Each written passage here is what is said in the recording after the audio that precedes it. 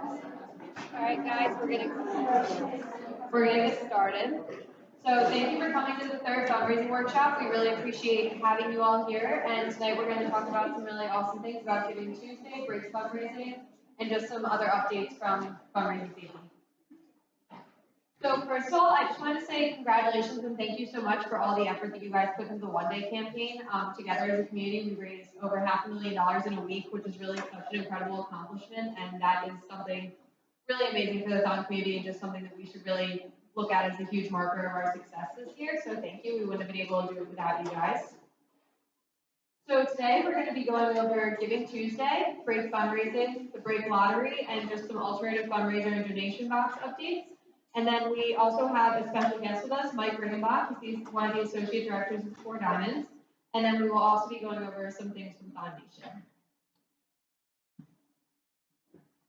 Hey guys, I'm Becca, the Fundraising Outreach Coordinator, and first we're going to have Katie Solomon, the donor Dev Director, talk about Giving Tuesday this year.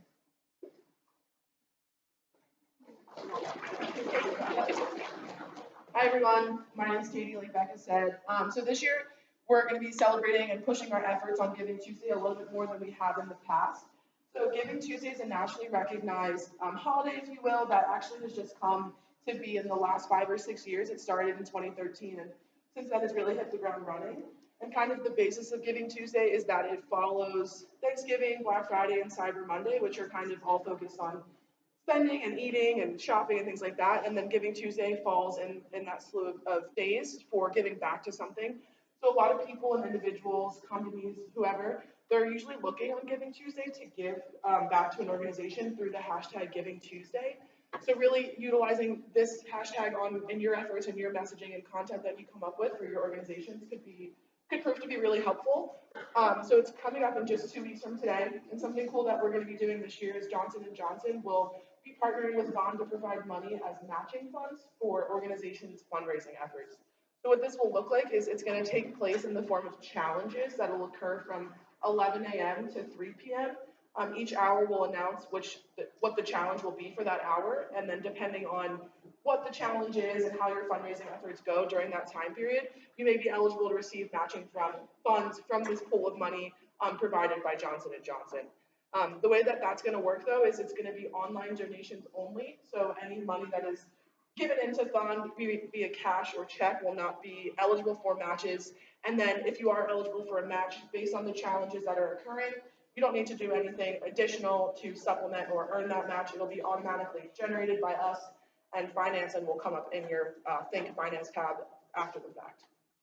So in accordance with the challenges that will be occurring through Donor Drive and online fundraising, there will be a small event in the hub, so please feel free to stop by from 11 to 3 p.m. with Johnson & Johnson, and different activities that you can take place in to kind of celebrate Giving Tuesday, take pictures, and spread the word about this event.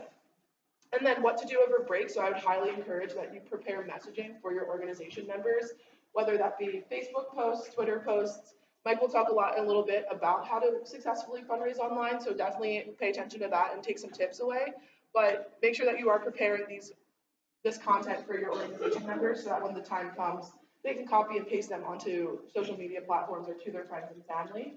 And then also I would highly encourage that you're letting people know ahead of time about what Giving Tuesday is, since it is a relatively new initiative that is a national campaign at this point. Some people may have never heard of it before, so giving them the opportunity to learn about it beforehand. That way, when it comes time for Giving Tuesday, there's not really any surprise with what the day is and what that means for an individual or an organizational giver. And then, yeah, just preparing for Giving Tuesday as much as possible, and then looking out for the messaging from us that'll state what challenges are going to happen when and how you can be eligible to receive some of the matching funds to help your organization's fundraising for Thon 2019. Does anyone have any questions at this point in time? Cool, thank you.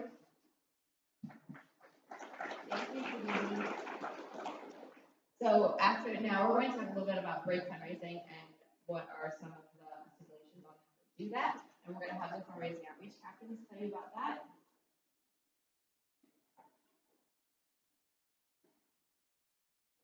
Hi, I'm Graham, one of the fundraising outreach captains. So obviously next week is Thanksgiving break, and then soon after we do have the winter break. Throughout those breaks, you'll be able to do alternative fundraisers and canvassing, but you cannot start them until the actual official university start dates as listed. Alternative fundraisers will still need to be submitted at least a week ahead of time, and canvassing will be submitted at least 3 days in advance, and the earlier you submit those, the better.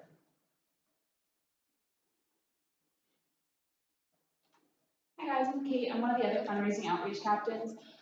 So for this year's break fundraising, every organization has the opportunity to be entered to win the incentives that we're offering for this year's break fundraising. Each ticket is $300, and it will then be entered into the break lottery drawing after we come back from break. Hi, I'm Rachel. I'm another fundraising outreach captain. So the most profitable alt funds that we have seen so far are item sales, jewelry sales, pizza sales, car washes, car smashes, food like grilled cheese, queso, barbecue, etc. A date auction, a dance class and karaoke, face painting, and bake sales. And then one last point that we have is donation boxes. Donation box distribution number 3 is taking place this week on November 14th and 15th. That's tomorrow and Thursday from 10 a.m. to 4 p.m. in 327 Hub. And then also just remember when you're home over winter break to collect your boxes to bring back. If you're not coming back for the second distribution, make sure to grab them while you're home so that you can turn them in for the first recollection. The first recollection is January 9th from 9 a.m. to 5 p.m. in 328 Hub. And then there will be another recollection at the end of the month, January 30th, same time, same place. So now we're going to have Mike Ringenbach, our contact from Four Diamonds, tell you guys a little bit more about peer-to-peer fundraising, how it looks on their side, and tips for you guys.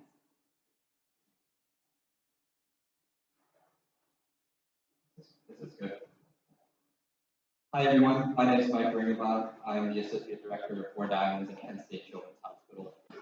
I've been on the Four Diamonds staff for about 5 years, and in my role at Four Diamonds, I oversee our operations and our data and analytics, especially in regards to all of our fundraising programs at Four Diamonds. Before we get started today, on behalf of Four Diamonds, but more importantly on behalf of all the children and families we serve, I just want to start off by saying thank you for everything that you guys do in the fight against childhood cancer. You know, as organization chairs and leaders, you know, you guys empower so many students to help us do what we do at the Children's Hospital, making sure no family ever sees a bill, putting an awesome care team around all our families, and funding research that's helping kids across the country. So I really just wanted to say, first off, thank you. It's really because of you that we're able to do everything and help so many families. So thanks again. And I also just want to say thank you to Kelly and the rest of the executive committee for inviting me up to speak. And we had the opportunity to work with them so much throughout the year. And they've done a really, really great job and put in a lot of really hard work this year. So thanks to them as well. Today before I get started, I just want to kind of do a quick overview of peer-to-peer fundraising, and then I'm going to give you 10 quick tips that we've learned in our experience with peer-to-peer fundraising. And what peer-to-peer fundraising is basically exactly what FOD has been doing in its 40 plus years of fundraising history. If you look on the right, there is, or your left, I guess, that one. There is, you know, a lot of standard nonprofit organizations just have people give directly to the organizations, and they do their marketing and donor outreach accordingly. But FOD and Four Diamonds and all of our other fundraising efforts are actually a bit different in that it's peer-to-peer fundraising, and that it's a large group of supporters asking for donations, and people donate on behalf of those supporters to an organization. And you can kind of see that illustrated out there. But that donor acts and that donor relationship and kind of the data and how you track it is actually a little bit different than other standard nonprofits. So we've come up with 10 tips that we wanted to share with you today. And hope you take them and potentially use them within your organizations. So number one is every single donor gives for a reason, but they're not necessarily always the same reason. You know, people give because they care about childhood cancer as a cause. But a large portion of donors actually give because they care about you and your efforts that you're doing and your organization members are doing to help others. They know that you guys are taking part of such an amazing organization, but also such an amazing cause. They want to help you dance or meet your fundraising goal. They want you to accomplish whatever you want to accomplish. And then there's also a large subset of donors that give because of your organization's tradition and how Penn State has tradition of thumb and its 40 plus years of history. And inherently, there's a lot of research behind this. Most people want to be part of something and they want to do a good thing. And you guys are serving as a connection to that by helping conquer childhood cancer through your efforts with FOM. So definitely think about when you're talking to your donors, they might have different motivations to give, but thinking about it from your donor's perspective can allow you to be a lot more effective in making that ask. We always break down successful online fundraising into 3 parts. And, you know, the 3 parts as we listed out here are acquisition, growing current donors, and retention. For you guys as leading different organizations, acquisition is the part of asking basically as many people as you can, and getting your organization members empowered to ask as many people as they can. We see this in peer-to-peer fundraising is actually one of the easier parts of online fundraising because a lot of you and a lot of Four Diamonds fundraisers have really, really compelling stories about why you're doing what you're doing. And obviously the cause that you guys are helping is so important. Growing donors is getting them to potentially give a little bit more. And that's something that if you have past donor data, you can take a look at. And if you saw somebody give $75 last year, maybe in your email you ask them for $100 this year or $150 or something like that. There's a lot of research behind growing current donors is a little bit easier sometimes than even getting new donors. And a big portion, especially for FOM, the year after year turnover, volunteers in your organizations, retention is really important. Maintaining good alumni databases and records, and having a plan to reach out to people who might not get reached out to this year by your organization, whether or not it was parents from a student who graduated a couple of years ago or organization members who graduated however long ago. Retaining donors is also easier than acquiring just a brand new donor. But really, it takes all 3 phases to have successful online fundraising. One of the metrics that we look at, and actually the most predictive metric of online fundraising success, is actually the number of page views that a donor drive webpage has. And we track through all sorts of different things, but throughout the years, and we've had over 100 non-FOM fundraisers on the Four Diamonds Donor Drive instance throughout our 8 years of using Donor Drive. We've had fundraisers with 20 to 50 people out fundraise fundraisers with 500 people. And it's because they're getting as many eyeballs and as many people to their webpage as possible.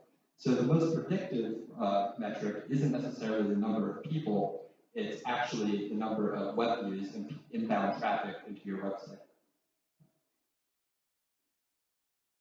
Another thing that we learned over the past few years is that Facebook is king for social media fundraising. Here is a chart, and this is from the Four Diamonds online giving instance from last year. And you can see that Facebook accounted for 94% of all online donations that came in from a social media channel. You know, I love Instagram stories. I think they're really awesome. You can see there, this is actually from 100 days to FOM on our Four Diamonds instance, or on our Four Diamonds page last Wednesday. Our facility dog Kaya, a golden retriever that works with our child life staff, actually wore around her 100 days to FOM t-shirt all day in the children's hospital. Really, really awesome Instagram story and a really nice moment when a lot of FOM students came down to the hospital last week. However, Instagram stories don't raise a ton of money, nor does Instagram or Twitter compare to Facebook as the social media channels. It's really a lot of the people who are older and might make Facebook not as pleasant to use anymore are the ones that share and will donate to your pages. So getting your parents to share your donor drive pages, getting their friends on board will really is a really powerful way to raise money online.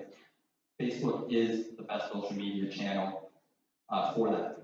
In addition to not only the whole number of dollars raised, you'll see the donation conversion rate. So basically 8% of all people that click on a donor drive link come from Facebook ended up making the donation last year, which as you can see is a lot higher than any of the other social media channels. I will add as a side note, the conversion rate for email is about 25 to 30%. So if you send out emails as a person will ask as well, very effective.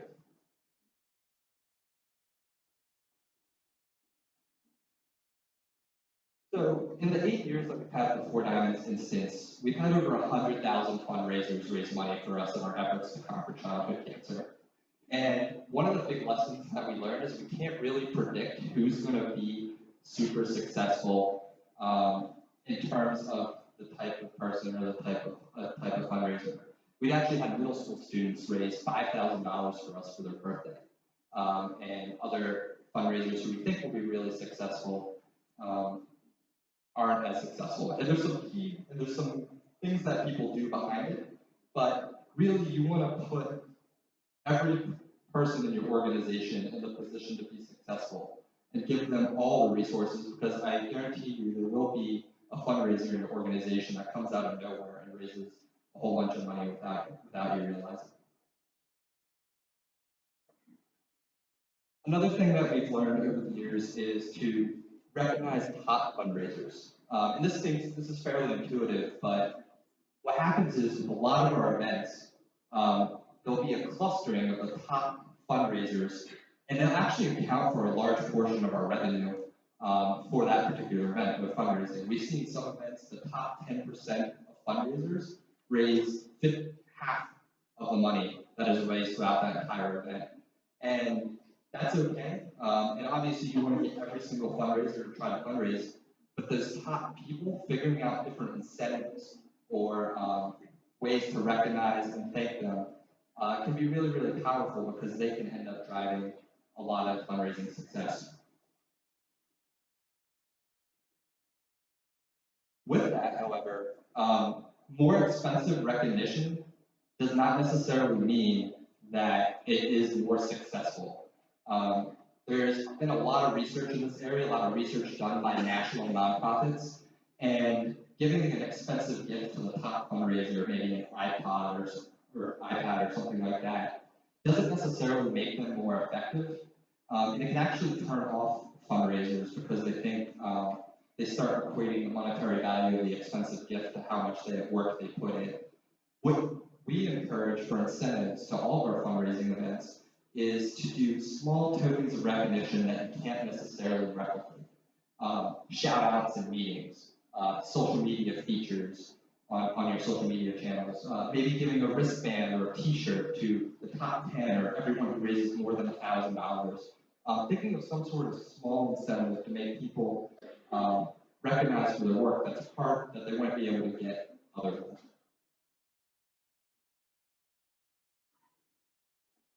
Number 7 is the rule of 7.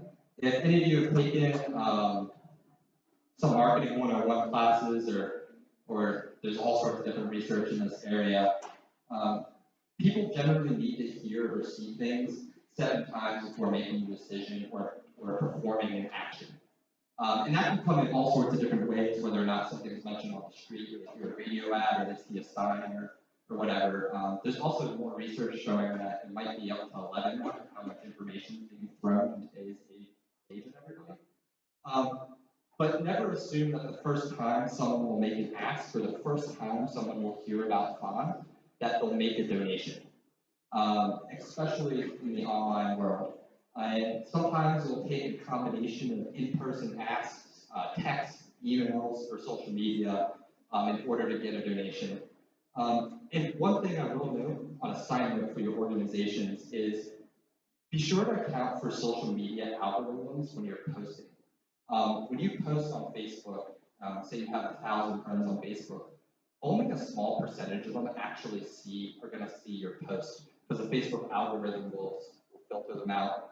Same with organization pages and tweets and things like that. So you might have to post multiple times for everyone kind of on your newsfeed or all your friends to see that.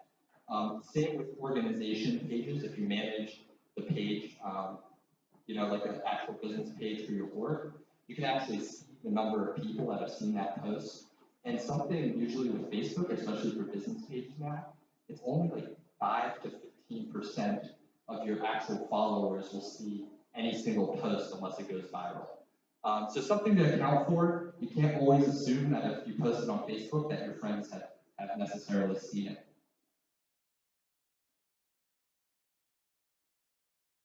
We've done a lot of research over the past few years as well, and one of the things that we have found is that the vast majority of donors are okay with being asked again for another donation. And this is because of kind of the nature of fundraising, but also the nature of a lot of our other fundraising, in that you kind of have a culminating deadline. And some of the factors that they are more likely to donate again is if you obviously acknowledge the previous support, kind of show the impact of their support. Not only are they helping to conquer childhood cancer, they're making an impact on SON and how they're helping your organization's total and efforts. And you want to also update them on your progress and have a deadline for that. And if people do that, donors are generally receptive to helping people reach their goal. We found that a lot of our donors really like being part of the journey of the students as they're moving along in their fundraising efforts as they're trying to get towards the end of the year. So if you make them a part of that, it can be really, really effective. And if you're not comfortable maybe asking for another donation, as you continue to update them, and Donor Drive has a lot of really great tools to update and share with your donors, you can also ask them potentially, instead of making another donation, but share their page on your for their networks and share the page with a whole bunch of other people. But we found that our donors really were pretty receptive to that. Number 9, so the things that our most successful fundraisers kind of did, and we've taken a look at over 100,000 pages to kind of come up with a lot of these, and they're fairly intuitive, but I just wanted to go over is our most effective fundraisers when they tell their story on their personal fundraising pages is they keep it short, and in their first, kind of in the first sentence or two, they make their ask to make a donation and support your efforts. And you guys can word it kind of however you want, but really you don't want to bury the ask like 5 paragraphs down. You want to make it clear because the majority of people don't read every single thing on a page on a website. You should speak to why you're asking for donations, so the why is obviously very, very important. And also remember that you're sharing your page with people who might not be familiar or as familiar with FUN as you are. So remember an external audience. Stay away from buzzwords. You want donors to focus on your story and why you're doing what you're doing, and not necessarily figuring out what an acronym means. Also, another thing, again, send updates. You want to bring people along in your fundraising journey with you, and also having a unique profile picture is very, very important. And the last one is be sure to use the Donor Drive tools for both the admin side and the individual pages.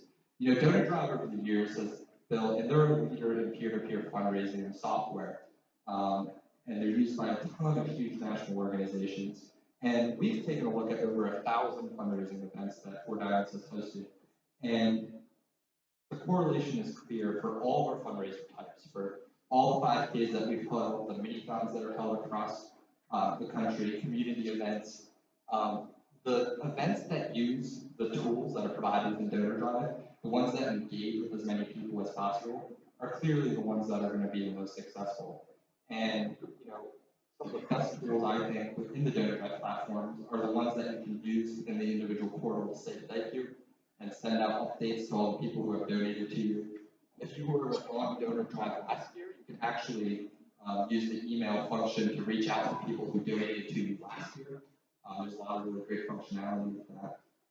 You can also track progress, especially from the admin panel. It's really, really powerful. It's something that we encourage all of our event users to take a look at is how do you track your progress and all your key indicators, the things that make donor drive participants successful, customizing their pages, sending out emails, connecting to Facebook and Twitter, doing all those things you can actually track from the admin panel really, really does correlate to success. There's not a huge secret recipe for fundraising online. It's doing a lot of these little things that Donor Drive offers and doing them well and doing them with as many participants as possible. And we've seen it clearly correlate with success. And the last thing is I just want to say thank you again for all your hard work throughout the year. We really, really appreciate it. And thanks.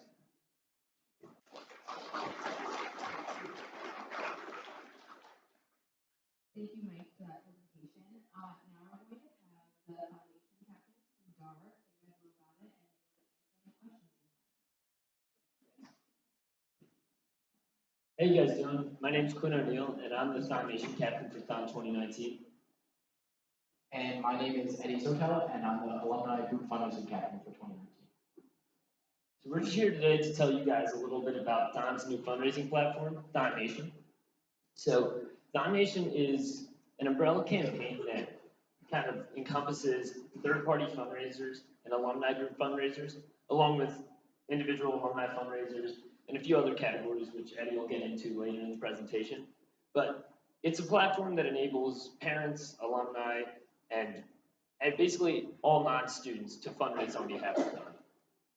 Eddie will also dive deeper into the different types of fundraisers that can be hosted, but the two kinds of methods that we use are hosting your own event and then creating a personalized donor drive page. So Eddie will hop into the different ways to do that.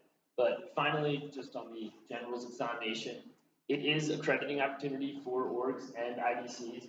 So obviously important to you guys. This is a great resource, and we really want to get its message across today and hope that you guys utilize it. So now I'll pass it off to Eddie, who will dive deeper into the different types of groups and different types of fundraisers. Okay, so first I want to talk a little bit about the different types of people that can fundraise on behalf of the foundation.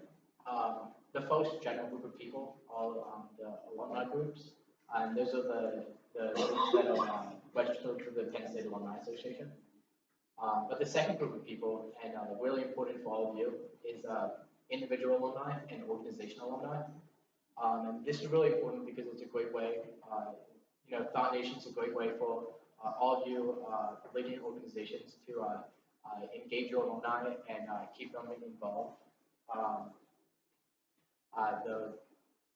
The next group of people that can fundraise on behalf of the foundation are the Four Diamonds families, and they can get involved in some really great ways, specifically through the postal milestones and tribute funds that I'll talk about in just a couple of seconds. And the last group of people that can fundraise on behalf of the foundation are any Thon supporters that are not students here at Penn State. Now this includes any parents, siblings, any relatives or anyone you know back at home. They can fundraise on behalf of the foundation. And even though that foundation is meant for others that aren't students here to fundraise, it's really important that it all starts with you guys. The donors and the alumni aren't going to be the people that are going to, most of the time, aren't going to be the people that are going to be reaching out to you.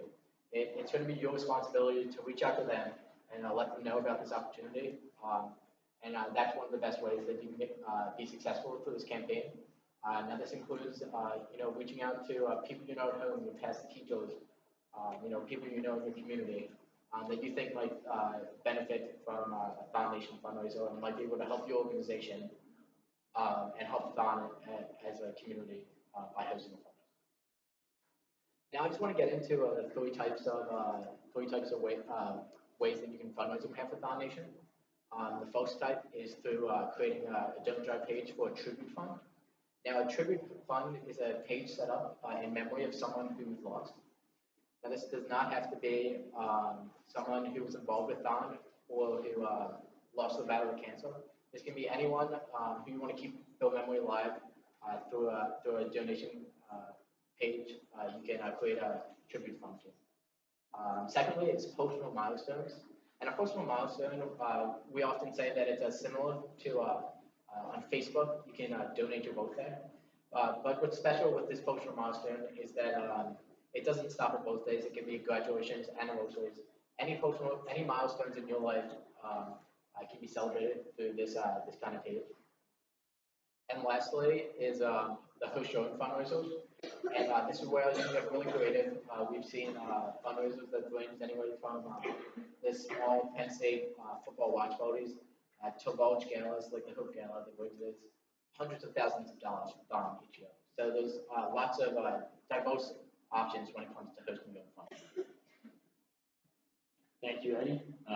So just to dive a little deeper into the types of fundraisers that we have, I really like to highlight one of the personal milestones fundraisers that was hosted this past summer called Emma's First Birthday. It was Emma's parents reached out to some members of the executive committee about setting up a fundraiser for their daughter's first birthday, where instead of gifts, the people would actually donate to Thon. They set a fundraising goal for $1,000, ended up raising just under $3,000. So it was a really awesome fundraiser, and really like to highlight that because it was a sweet event, and it goes to show that these can have much more of an impact than people think. So in terms of the other two fundraisers, Eddie really covered them well. Tribute funds do not have to be somebody who's been impacted by cancer or who's involved with Thon. Any loved one whose memory you want to live on through a tribute fund, please take advantage of that opportunity. And then finally, host your own. This is really broad category. We see some really creative fundraisers here. It's kind of like alt funds for Thon Nation for adults, not students. So we've seen football watch parties, comedy nights, different events at restaurants. So really cool events. But other than just telling you guys what Thon Nation is, we really want to get Thon Nation going. It is its first year. We want to see it get off the ground and running and be successful and be a sustainable fundraising platform for Thon in the future. And this really lies with us. It lies with captains, directors, committee members, Thon chairs especially. And it's on us, like Eddie said. It's not going to fall right into donors' laps. They have other things that they need to be doing. Thon isn't necessarily their number one priority. So it's on Thon chairs and DAR chairs to reach out to your alumni, parents, members of the community, like old school teachers that you're still close with, and tell them that this is a resource that's really easy to use, user-friendly, and something that we think can be a really awesome fundraising initiative. So I'll leave it to Eddie for some concluding remarks. Real quick, before I conclude, I just want to emphasize that with crediting your work for a Thon Nation fundraiser, all you have to do is when you submit the fundraiser, you can just give your org's public number, which all of you have. So it's really simple to get your org credited for these. But lastly, I just want to conclude by saying that we're really excited about Thon Nation this year because we think it's just a great opportunity for Thon to really spread its mission further than places that we haven't been able to spread it before. We can bring Thon to communities so far outside of central Pennsylvania with this initiative, and we have those donors and alumni that have been involved with Thon in the past, but are now all over the country, and it's really important that we let them know that we still welcome them into the Thon community, and that Thon truly has no geographical boundaries, and that we want the support, and we are accepting of the support of those all across the country. And like Quinn has already said, this all starts with us. We have the opportunity to do some amazing things here and to reach out to people that we haven't been able to before, and that's just a really exciting thing. So just to close up, if you have any questions or any comments, concerns, any ways that you think that anything you think that we as a foundation could do better to make this a more sustainable fundraising platform, you can let us know. Email us. Quinn's email is thon.nation@thon.org, and my email is alumni.group.fundraisers@thon.org. If you guys need them again, you can just come up to us after the meeting. But yeah, you have anything else? No, I mean, but just to stress that, please ask us questions and give us feedback. It is Don Nation's first year up and running, so nothing's perfect. You always run into problems, whether they be technical, communication. So please let us know. We want to do the best we can and really utilize this resource. So tell your alumni, parents, friends, anybody in your local community. It's a great opportunity when you're going home for Thanksgiving break. And thank you guys very much. Thanks, guys.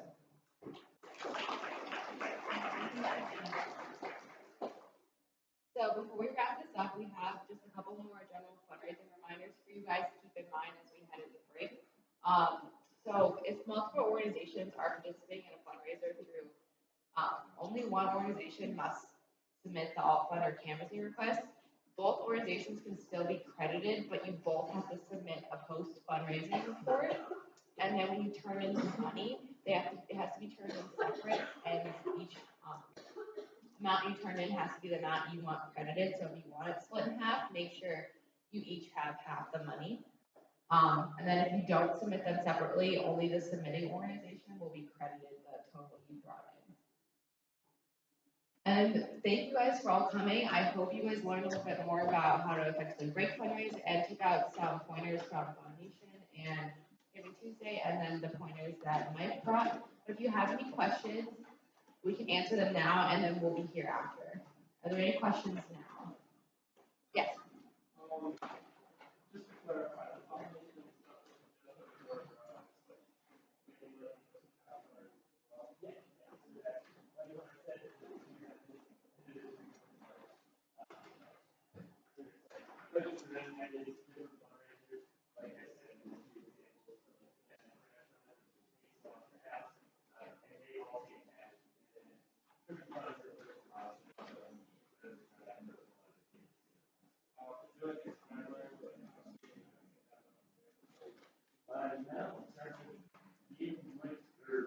that's another thing. Whoever is applied for Foundation fundraising can't be excused. It's got to be somebody who is associated with that. And with that, we get a response, and then we go look at it, make sure it fits in our guidelines, approve it, and mail them coordinator, and next. As long as for time bank donations, it just should be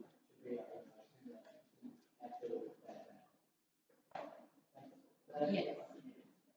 Matt.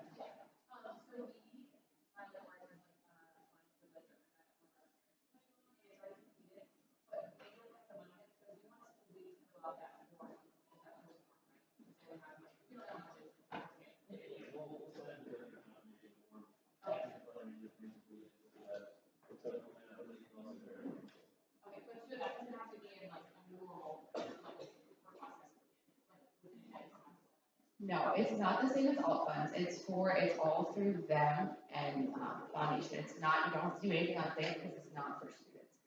So it's just all for you guys. Yes.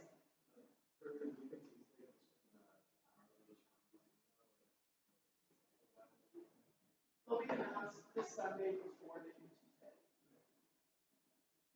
Yes.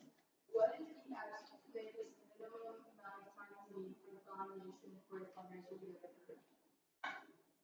I mean, I think if we won, we could vote for it. Yeah, like, it proved in 15 minutes, but I think if you did it like a few days, 2 to 3 days, you'd be on that. Guys, I would just like to clarify that there should be no students being fundraisers on Foundation, that everything should be coming from an external party, such as an individual, friend, alumni, or just anyone else other than students. Yeah, so it's not like an alt fund where it's more of just your alumni group, not a student, and how they deal with it. Any more questions? Yes. So for like third party fundraisers,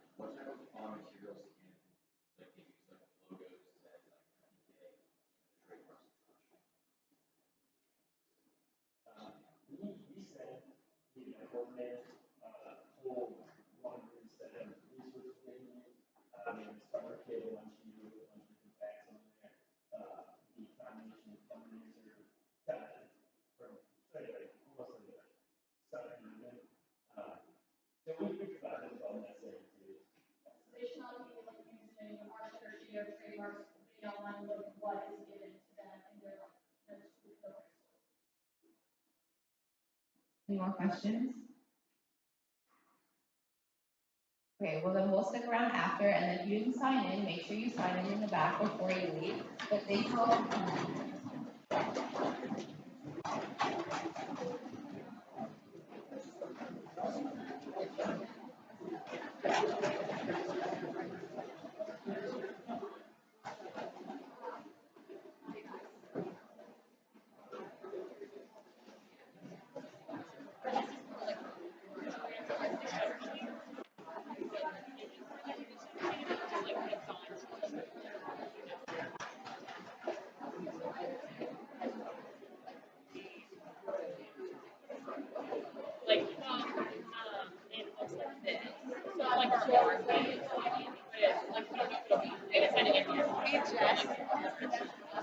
Okay.